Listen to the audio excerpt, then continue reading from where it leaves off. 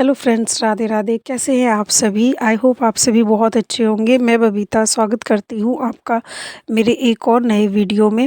और मैं अभी ये ब्लाउज कटिंग कर रही हूँ और इसका जो मेन फैब्रिक है वो है ऑर्गेन्जा का। और ऑर्गेन्जा का जो फैब्रिक होता है ना, वो बहुत ज़्यादा थिन होता है।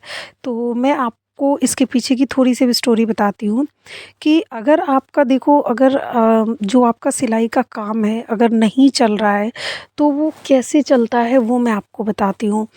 कभी कभी क्या होता है, कस्टमर को ना कुछ चीज़ों की नॉलेज नहीं होती है। हम इतने कपड़े सिलते हैं, हमें कपड़ों की नॉलेज होती है, किस कपड़े पे कैसा डिज़ाइन अच्छा लगेगा, कौन सा कपड़ा कैसा दिखेगा, कौन सा कपड़ा कितने दिन टिकेगा, या फिर इन बहुत सारी चीज़ों की कपड़ों की नॉलेज हमें होती है क्योंकि हम बहुत सालों से सिलते आ रहे होते हैं। या जो लोग बिगनर भी हैं तो उन्होंने कहीं कुछ तो सीखा ही होगा और स्टार्ट कर रहे हैं। और नहीं भी आपको नॉलेज तो आज मैं आपको नॉलेज देती हूँ। आप अगर बिगनर है तो बहुत आपको हेल्पफुल रहेगा ये वीडियो। तो फ्रेंड्स देखो, अगर आपका काम नहीं चल रहा है ना सिलाई का, जैसे कई लोग कहते हैं कि हम सिलाई करते तो हैं पर हमारा इतना काम नहीं आता है और हमारा काम चलता नहीं है। अब चाहे वो बुटीक हो या फिर वो होम बुटीक हो, मैं तो फ़िलहाल बुटीक चलाती हूँ, लेकिन मैं देखो सब समझती हूँ क्योंकि मैं भी एक वाइफ़ हूँ, मैं भी एक मतलब औरत हूँ। और मेरे भी बच्चे हैं, मुझे घर भी देखना होता है और काम भी देखती हूँ। मैंने भी एक टाइम पे ज़ीरो से ही स्टार्ट किया था, तो मैं वो सब कमियों से और सीख करके और आगे बढ़ी हूँ, तो मैं वो अनुभव आपके साथ शेयर करूँगी। तो अगर आपका काम नहीं चलता है ना, तो आप अपने अंदर कुछ थोड़ा सा चेंज लाओ और अपने अंदर देखो, ग्राहक जब भी कोई ग्राहक आता है ना आपका सिलाई का, तो वो अगर खुश होकर के आपके पास से जाएगा ना, तो वो खुद तो आएगा ही आएगा दोबारा से कपड़े सिलवाने के लिए, साथ में ना 4 इंसान को और लेकर के आएगा। तो फ्रेंड्स ये चीज़ ना आप ध्यान रखिएगा।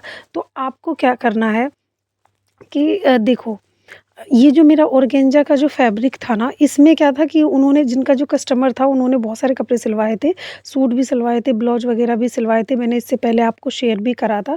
लेकिन इस फैब्रिक में ना उन्होंने बस मुझे बोला था कि अस्तर लगा के आपको सिलना है। लेकिन जब मैंने अस्तर के साथ इसको कटिंग करा और अस्तर और जो ये क्या कहते हैं ब्लाउज था मेन फैब्रिक का, वो रख के देखा तो बहुत ज़्यादा ट्रांसपेरेंट लग रहा था। और मैंने उनको बोला भी था कि ये बहुत ज़्यादा ट्रांसपेरेंट लगेगा अस्तर के साथ। उन्होंने तो बोला अस्तर के साथ सिल देना, लेकिन जब मैंने उन्हें बताया कि अस्तर के साथ आप देखो कंफर्टेबल हो पहनने में, तो उन्होंने मुझसे कही कि दीदी आप सही बहुत बता रहे हो। एक ब्लाउज मैंने ऐसे ही सिलवा लिया था और उन्होंने मुझे बताया नहीं था, उन्होंने जहाँ भी सिलवाया होगा उनकी बात कर रहे थे वो लोग, और कह रहे थे कि उन्होंने मुझे बताया नहीं और अब वो ब्लाउज मैं पहन नहीं पाती हूँ। कभी सर्दी वर्दियों में स्वेटर के नीचे पहन लिया तो पहन लिया, नहीं तो मुझे पहनने में बहुत अनकम्फर्टेबल सा लगता है, तो वो नहीं पहन पाती हैं उस ब्लाउज को। तो इसलिए देखो, कस्टमर को हमें बताना बहुत ज़्यादा ज़रूरी होता है। उन्हें नॉलेज नहीं होती है, हमें बताना होता है। तो मैंने फिर उनको बोला कि इसमें जो सिल्क वाला जो कपड़ा होता है ना, वो आप मुझे ला के दो, मैं इसके बीच में लगा दूँगी और नीचे अस्तर भी रहेगा, तो आपको पहनने में भी कंफर्टेबल रहेगा और ये जो ट्रांसपेरेंट सा जो दिखेगा ना, वो भी नहीं दिखेगा। और ये जो सिल्क वाला जो कपड़ा होगा ना, तो उसकी शाइनिंग से ना ये आपका ब्लाउज और ज़्यादा सुंदर लगेगा। तो वो इतनी खुश हो गई ना इस बात से, कह रही है हाँ दीदी आप ठीक कह रहे हो। और उन्होंने मुझे कपड़ा ला के दिया और अब मैं इसकी कटिंग कर रही हूँ ब्लाउज की। देखो, कस्टमर को ना आपको बताना होता है कोई चीज़ का क्या है क्या नहीं है। दूसरा, अगर आप कपड़ा लेते भी हो किसी भी कस्टमर का, तो आप उनके सामने नापो, क्योंकि इससे क्या होता है, कभी मान लो कि किसी कपड़े में कोई कट हो या कुछ भी हो और आपने कस्टमर के सामने वो कपड़ा को चेक नहीं करा, तो कस्टमर बाद में ना आपके ऊपर ही दोष मढ़ देगा। तो ये चेक करो। दूसरा, कभी कभी ऐसा भी होता है, अभी भी मेरे साथ ऐसा हुआ कि एक कस्टमर का ना सूट का जो अर्ज था, गर्म सूट का, उन्होंने 3 सूट डाले थे, 2 सूट के अर्ज बिल्कुल ठीक थे और एक सूट का अर्ज तो इतना कम था ना कि हमारा जो अस्तर का अर्ज होता है 32 और उस कपड़े का अर्ज था ओनली 29। तो कितना ज़्यादा कम अर्ज था। अब बताओ, कस्टमर ये सोचेगा कि मैं तो तीनों ही सूट एक ही साथ लेके आई हूँ, तो तीनों का ही फैब्रिक सेम होगा। अब मान लो अब किसी एक, जैसे सलवार वो सिलवा रही थी, अब घेर कम होता तो वो ये कह देती कि हमने शायद कपड़ा रख लिया। ये उनके मन में डाउट होता। मैंने वो सारे कपड़े उनके सामने ही खोले थे और मैंने बताया कि देखो ये 2 का ठीक है, बट ये देखो इसका अर्ज कम है। मैंने उन्हें नाप के भी दिखाया, तो उनको भी देख कर के संतुष्टि हुई कि हाँ, उन्होंने बोला कि सिल जाएगा। मैंने कि देखो बहुत इसका टफ़ तो है, लेकिन मैं इसको निकाल दूँगी, सिल जाएगा, लेकिन जो घेर है सलवार की वो बहुत कम होगा। तो फिर उन्होंने कहा अच्छा ठीक है दीदी आप सिल दो, तो मैंने उनको सिल दिया। तो इससे क्या हुआ कि वो कभी ये नहीं सोचेंगे कि मतलब जो टेलर है उन्होंने कपड़े बचा लिए। कभी-कभी बहुत सारे कस्टमर ऐसे होते हैं कि वो ये सोचते हैं कि टेलर ने कपड़ा बचा लिया और हमारे कपड़े को मतलब सलवार कम घेर की सिल दी या कुछ भी, या हाफ बाजू सिल दिया, कई ऐसे करते हैं। जब मैं नहीं सिलती थी ना, मतलब आज से बहुत साल पहले, तो ऐसा होता है, कई लोग ऐसे करते भी हैं, लेकिन ऐसा नहीं करना चाहिए। आपको पहले जो भी बात है कस्टमर को बता दो, ताकि कस्टमर के मन में भी डाउट ना रहे। तो इन सब बातों से क्या होता है कि कस्टमर और हमारा जो मतलब बॉन्ड है ना, वो बहुत स्ट्रॉन्ग होता है। कस्टमर खुश होके जाता है, उसको अपना परिवार सा लगता है कि हाँ, ये तो सब बात बताती हैं, कपड़ा भी अच्छा सिलती हैं और टाइम पे सिल के देती हैं। तो ये सारी चीज़ों से ना आपका जो काम है ना, वो बहुत ज़्यादा बढ़ेगा।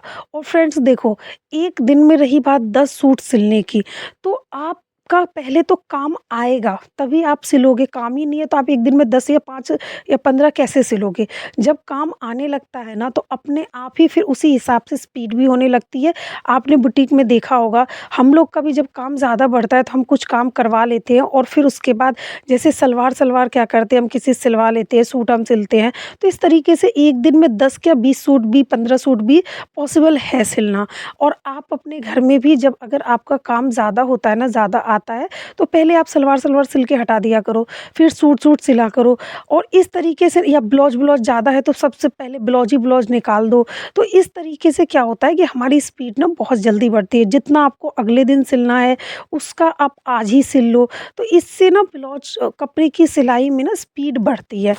तो फ्रेंड्स आई होप आपको ये सारी बातें ज़रूर पसंद आई होंगी, और कुछ मैं आपको अपनी लाइफ का भी शेयर करूँगी कि मैंने अभी इससे पहले जो वीडियो डाला था, उसमें मैंने बताया था कि मेरा जो बुटीक और पार्लर है, जहाँ पे मेरी शॉप, वहाँ पे मुझे मतलब जो मेरे मकान मालिक हैं वो कह रहे हैं खाली करने के लिए। तो हाँ, ये बिल्कुल सच है और मैं बहुत ज़्यादा परेशान हो गई थी। इसी वजह से मैंने 2 दिन वीडियो नहीं डाला कोई।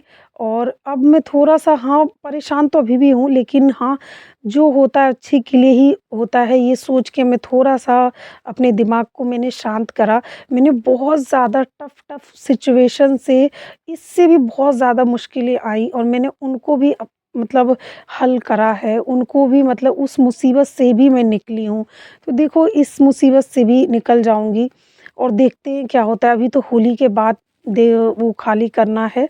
जब तक देख रही हूँ कोई दुकान, अब थोड़ा बहुत तो नुकसान होगा ही होगा, थोड़ा बहुत क्या, शायद ज़्यादा ही नुकसान होगा। अभी देखते हैं क्या होता है। और थोड़ी देखो, परेशानियाँ ना फ्रेंड्स सबकी लाइफ में होता है। आपको परेशानियों से निकल के जीवन में आगे बढ़ना होता है। और जब आप अपनी परेशानियों में ही उलझे रहोगे ना, आपको मैंने ये बातें इसलिए बताई कि देखो, मेरी लाइफ में भी इतनी सारी परेशानियाँ हैं और उसके बावजूद भी मैं अपने जीवन में इतना आगे खुद से बढ़ी हूँ। तो परेशानियाँ सबकी लाइफ में होती हैं। परेशानियों के होते हुए आप जीवन में आगे बढ़िए और सफलता की ओर कदम बढ़ाइए, तभी आप जीवन में सफल होंगे। और कितनी भी परेशानी आ जाए, अपने माइंड को ना स्ट्रॉन्ग रखिए। देखिए, एक ऐसा होता है कि जब एकदम से कोई न्यूज़ हम सुनते हैं ना, चाहे कोई सी भी हो, तो थोड़ा-सा बिल्कुल धक्का तो दिल को लगता ही है और मन में भी थोड़ा दिमाग ना बहुत ज़्यादा असंतुलित सा भी हो जाता है। ऐसा नॉर्मल है। क्योंकि देखो, हम इंसान हैं, हम कोई पत्थर तो है नहीं कि कोई भी बात का असर नहीं होगा, इमोशन का असर नहीं होगा, सुख-दुःख सब चीज़ का प्रभाव पड़ता ही है। तो हाँ, मुझे भी बहुत ज़्यादा परेशानी हुई थी, लेकिन फिर मैंने अपने आप को काम करा और मैंने हमेशा से ही देखो बहुत बुरी परिस्थितियाँ देखी है, पता ही नहीं किस्मत ऐसा है मेरा या क्या, भगवान जाने। तो लेकिन उसमें फिर मैं अपने आप को काम करके फिर अब मैं ये सोचती हूँ कि अब इसका हल हल ढूँढना है, कि अब देखती हूँ ठीक है, अब ये तो जो होना था वो तो होगा ही, अब इसका हल देखना है। तो अब मैं कोशिश कर रही हूँ कोई अच्छी और इससे भी अच्छी कोई मिल जाए तो अच्छी बात है। हालाँकि अभी जहाँ मेरी शॉप है वहाँ बहुत अच्छा मेरा दुकान चलता है, जम भी गया है और वहाँ कोई और नहीं मुझे दिख रहा है शॉप। अब देखते हैं शायद मिल जाए, तो कोशिश कर रहे हैं, अभी तो टाइम है और उसके बाद फिर मैं यहाँ से खाली करके उसमें शिफ्ट करूँगी। तो फ्रेंड्स देखो, सबकी लाइफ में ना कुछ प्रॉब्लम होती है। आप उस प्रॉब्लम को थोड़ी देर के लिए तो हम परेशान होते ही हैं, ये नॉर्मल सी बात है, लेकिन फिर उसको परेशानियों को ना उसको हल के बारे में सोचो। उस मुसीबत को, अगर कोई प्रॉब्लम आई है तो मुसीबत को अवसर में बदलने की कोशिश करो। मैं भी यही कोशिश कर रही हूँ, मैंने किया भी है, कितनी बार किया है, तभी आप अपने जीवन में सफल बनोगे। तो फ्रेंड्स, अगर आप मुझे भी कोई सजेशन देना चाहते हैं तो आप दे सकते हैं, और मैं तो आपसे यही कहूँ। और अगर आपको ये वीडियो अच्छा लगा हो तो वीडियो को लाइक करें, मेरे चैनल को सब्सक्राइब करें। Thank you so much for watching. आप सभी की सपोर्ट की मुझे बहुत ज़्यादा आवश्यकता है, और मैं जल्द से जल्द यूट्यूब की ही कमाई से अपना एक बहुत बड़ा पार्लर खोलना चाहती थी पहले भी, कि मैंने सोचा था कि ये वाला बुटीक तो रहेगा ही, एक अलग से और खोलूँगी, लेकिन अब भी मेरा ये सपना है और मैं जल्द से जल्द इसे पूरा करना चाहती हूँ। Thank you so much for